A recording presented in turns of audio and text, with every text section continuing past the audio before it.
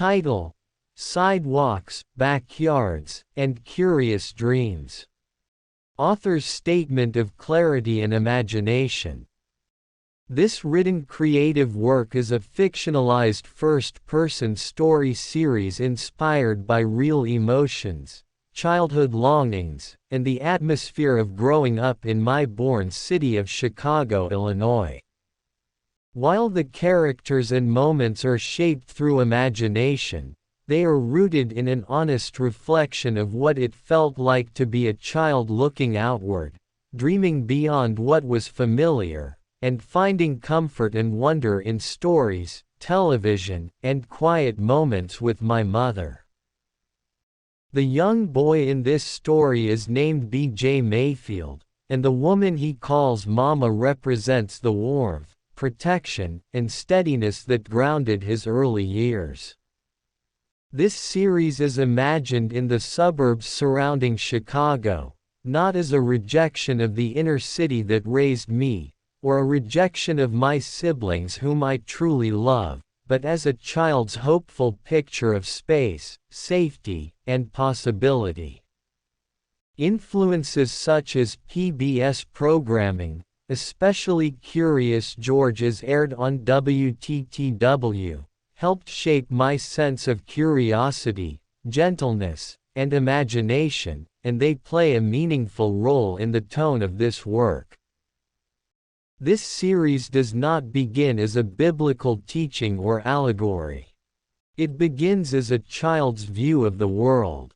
However, I remain open and attentive to the truth of the Word of God, and if and when those truths naturally surface within the story, they will be welcomed with care and honesty rather than force or pretense.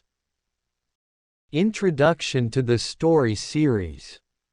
I am 7 years old in this story, or at least that is how it feels when I remember it. I still live in Chicago, Illinois, but in my mind, Mama and I have moved just a little farther out, not too far, just far enough where the streets feel quieter and the houses have front yards and backyards, and there is a dog waiting somewhere inside one of them. In this place, the sidewalks are cleaner, the trees seem taller, and the neighbors wave even if they do not know your name yet. Mama still calls me BJ, and I still call her Mama, and everything important feels like it fits inside those two names. After school, I sit close to the television watching PBS on WTTW, letting Curious George teach me that it is okay to ask questions, to make mistakes, and to explore the world with wonder instead of fear.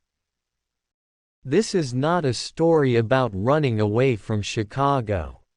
It is a story about a boy imagining room to breathe, to play, and to grow, while still carrying the city in his voice and his heart.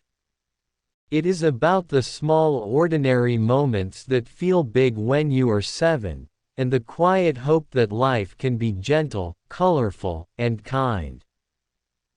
This is where the imagining begins.